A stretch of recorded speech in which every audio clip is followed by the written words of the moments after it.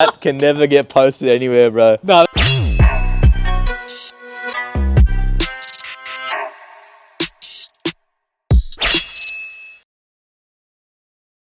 Hey guys, what's going on? It's Carlo from Samurai Media and welcome to another episode of Samurai TV. Today we have this beautiful Mark 6 Golf GDI with the number plate A Vibe. So we're going to be going through the car, speaking to the owner, asking him a couple of questions, and you guys know how this works. So let's get into it. So we are now here with the owner, Zach. Zach, welcome to the show. Thank you so much for coming on the show. Pleasure to be here.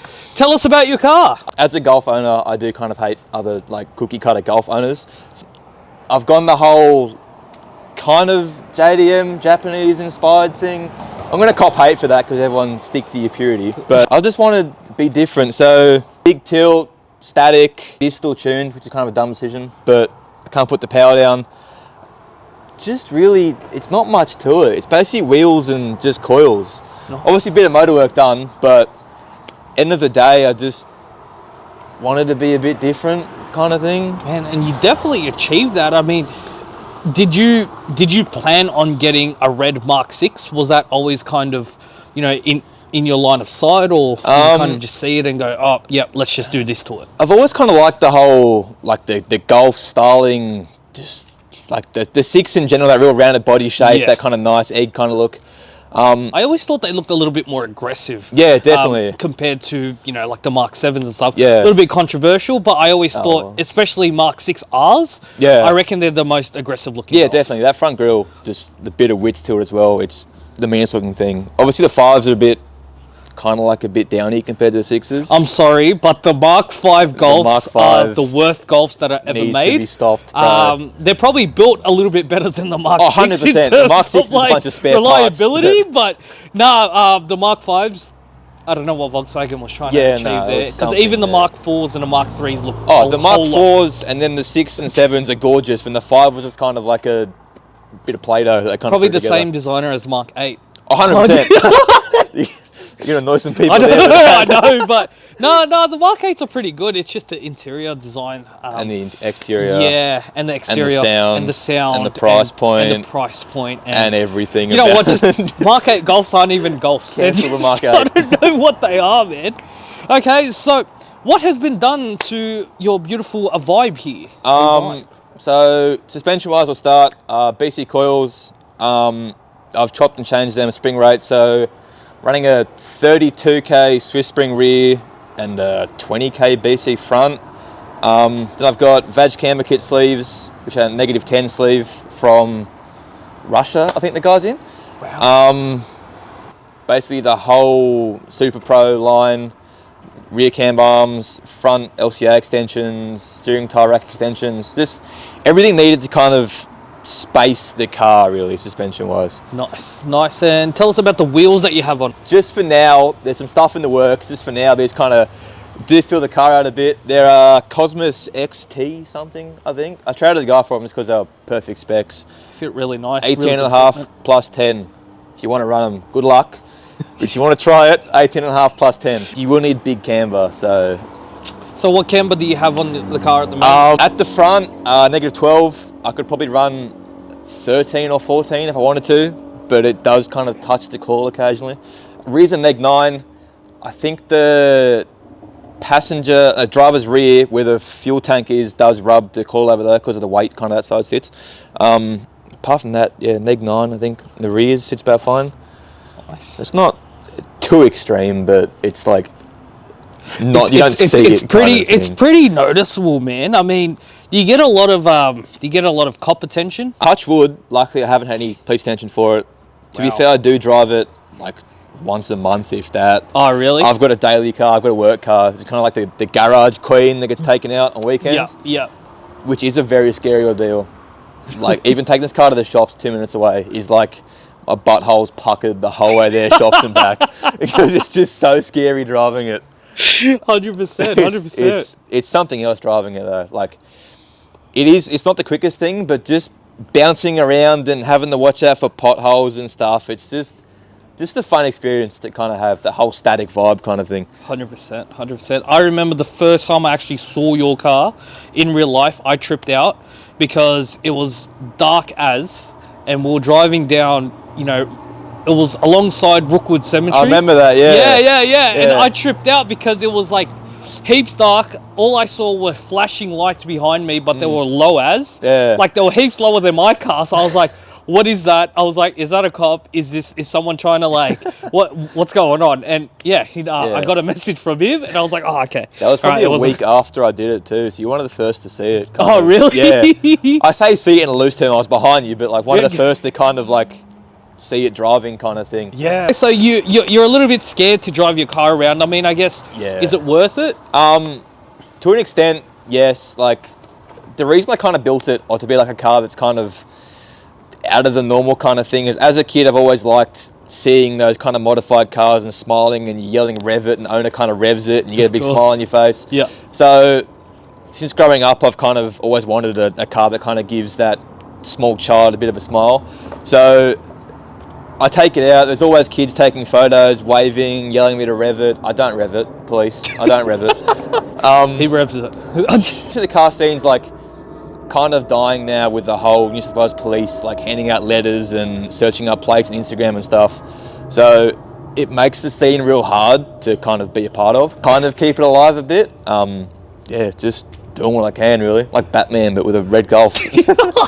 Tell us a little bit more about the number plate. Why did you choose a Vibe? A Vibe. At the first point, I was looking through how to make money fast on like all the entrepreneurs and kind of stuff, and I've thought, oh, if I get a cool plate and then try and sell it later, I'll make money. Well, like one of those vintage number plate auctions that they do in Melbourne. Something cool, yeah. Yeah, okay, and so I'm searching through, had a few. It was between this and Red Flag was going to be the two options I was going for. Wow, and you didn't go for Red Flag? Flag. My mate, he has a red, either 8MR has Red Flag. Wow. He bought it before me, so that kind of settled the whole Vibe thing. Yeah, wow. Probably a week or two after buying it, is a bagged RS3 in Queensland messaged me with the plates of Vibe, and I'm like, sorry bro, I wasn't trying to like steal your thunder. Like, sorry for like being in your business. He's like, nah bro, it's cool. I think there's RS3 in Queensland, there's a S3 in New Zealand, there's an Audi. Wow. Oh no, sorry, there's an Evo in Melbourne. Wow. Yeah, so there's quite a few. Like, so do you guys have like a little club? Kind of. You guys should. Like, I reckon everybody in Australia should meet up in like Sydney or something. Sydney's pretty nice. Yeah, we'll make it my house. Meet at my house. Make it nice and easy for me. I mean, I don't think you'd want to drive that interstate anyway. Yeah, no, I have, unfortunately. Have you actually? I drove it to Queensland. Wow. With the Cambered. Like that, exactly like that. Yeah. Oh my god. I had how was that? Horrible. It was the worst drive of my life. It took 9 hours. I went to Surface Paradise, but I think I flipped the tyres. Coffs Harbour, I flipped them, and then Queensland, I was on wires on both sides. Are you serious? Then had to get new tyres up there. So. And then driving back as well? And driving back was the same thing, yeah. Flip tyres and Coffs and then hit the rest of it back. And you didn't get pulled over once? Nah, luckily not done once. I kind of got to Queensland, parked it at the hotel, and then didn't drive it again. Far out, wow. And I guess, is that the reason why you have the roof pod? Or because a lot of people do have roof pods. Definitely. Yeah. Great purchase. I've always kind of liked the old, like the rally kind of style vibe, like the old Skodas and stuff, the old Ford Escorts, that real rally kind of look with the roof racks and light bars and stuff. Yeah. So I thought roof pod whack on anyway, and my boot's tiny, and I've got a 15-inch sub in there too, and two extra spare tyres and tools. So. Also, you carry around two spare tyres. 2 spare tyres, yeah, in case they both go.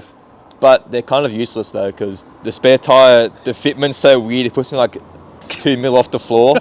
So I can't drive it anyway, but it's just like for my peace of mind to keep it. Yeah, makes sense. You've got a really interesting wing as well. Tell us about that wing. What is it? Yeah, so there's a guy, he's in America, PMWYT. He owns a wrapped mango bagged 6R.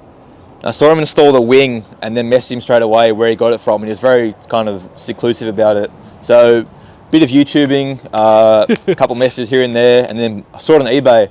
So it's a Panda Mark 7 Rocket Bunny wing. I've kind of morphed it and molded it and shortened it a bit to fit the Mark 6 platform. Wow. Oh, it was so much work. Getting that stock wing off, bro, was missions. Had to delete the top third brake light too, so that's in the diffuser now. Too much work, way too much work. But It's worth it. Yeah. It looks immaculate. as far as I know, I'm the only one in Australia with the wing. If you're out there and you have it, message me, because I want to take photos of someone else with it. Oh, 100%. Also did buy that before the Russian war, so for all we know, the guy making it, rest his soul, could not be here today. So Let's hope not, so you Hope guys not. can get some wings can if buy you a need wing. it. But if he has, hit me up. I might sell it for the right price. I might. It might actually increase in value if he doesn't make them anymore. True. I might take them out myself and try and make an investment out of it. There is a wheel choice being built as we speak. Gonna keep that a secret? Or? Yeah, a secret until, All right, we'll keep that a secret. until the reveal day. Hopefully ready before World Time Attack. But I want the car at World Time Attack with the wheels and the rest of the bodywork done. I'm So really keen to see it. I'm gonna try keep it in the garage until then. Apart from that, there's always those like childhood dreams of motor swapping it and stuff. Ooh. I would like eventually, very big pipe dream, but I have thought about rotary swapping it. But then again, like, I'm broke. Has it been done before? Not that I know of. I know of a Mark 7 in America with a K-swap, I think. It's about Yeah. it for these cars. No one cares about Golf. Yeah, really. I know. Like, it's kind of a dead platform. It'd be pretty cool though. Oh, it'd be sick. Yeah, like that'll definitely turn some heads. 100%. What makes you happy about the car? To be honest, there's not much that makes me happy about it. Really? I'll be honest, like, I don't be like, oh yeah, that's my car. It's kind of just like, the novelty's kind of worn off a bit. When I first had the car, done all the camber, I'm like, yeah, that's mine. Like, I talk about it all the time. Yeah. But once you kind of like, you've kind of finished building your car as a sense, you kind of, the novelty wears off for you. Everyone else sees it and they think it's sick, but Yeah. me kind of owning it, like, novelty's worn off. And I'm like, yeah, it's just a nugget kind of thing. Like, I'll kick the front fenders in to make the bumper fit. He actually did. He just before I started shooting his car, he was kicking the fender in. So It's just, yeah, kicking the something fender you and have the to bumpers do. in. So Especially being like the whole static life too, you just have to, you have to abuse the car to get it to go places, like speed humps, roundabouts. I mean, you almost have to like have kind of a light heart when it comes to having a static car, Oh, right? you have to, Because yeah. you know, like any second of the day, like your bumper is gonna fall off and Yeah. it's gone beyond repair. You Which know what has I mean? happened. Like, oh, really? Yeah, at the Unmarked show this year, there's actually a video up the driveway, and then as I've come on a speed hump, it's ripped my rear diffuser off. On the bottom level, I had to go to the top level to park. So every level it's dragging going up, and there's all these videos of me dragging my No. diffuser up all 3 levels. So, yeah, static. It's great if you have deep pockets. But if you don't, you can't care about your car that much. So they say you have to be rich to get bags, bro. I reckon you have to be rich gotta be rich to be run static. a freaking static car, man. Go through because subframes, exhaust, bumpers, gosh. fenders, tyres every 2-3 weeks. wow. Why did you choose to go static as opposed to getting bags? When I first initially bought the car, it was always kind of a dream static, like up and down lowriders kind of thing was always like really cool to me. Yeah. A couple mates then bought bags, and I've had bad experiences working on them with like them rubbing through bags, airlines breaking, them Yeah. like being stranded, aired out in car parks and Yeah. stuff, That management happens a lot, dying. yeah. So I'm like, it's kind of the same thing. I want my car stupid low anyway, and like for an extra $3,000, I'm going to be able to move that much. Like it's not that worth it kind of justifiable, thing. Yeah. And then with the fitment I wanted to, which is like real tight, I couldn't really do the whole bag thing because the ride quality would kind of bounce around too much. So I had to go Yeah. static with that. Like it was just kind of a decision I did at the start. And Yeah. I'm broke too, so it's gonna be awkward as, bro. That's awkward. I think he's gonna come talk to me. I'm not sure. So like, yeah. Hey mate. No, it's all good. That's all good. Not bad. Thank you, brother. I appreciate it. Kind of thing. So Zach, thank you Yeah, so much sweet. for being on the show. Appreciate it. A Vibe is a beautiful car, man, and Thank you, hopefully we can, see it around a lot more, and we can do another vlog on it in Definitely, the future. yeah. Maybe when you get the new wheels on it. I'm always free. So, I do yeah, nothing in my man. life. I'm always free. Oh yeah. Well, yeah. Thank you so much for being on the show, and yeah. If you guys enjoyed this episode, please don't forget to like, comment, and subscribe. Comment down below what other cars you guys want to see on the show in the future. And yeah, hit that little bell icon so you guys get notified when we put out more content. And I'll see you guys in the next one.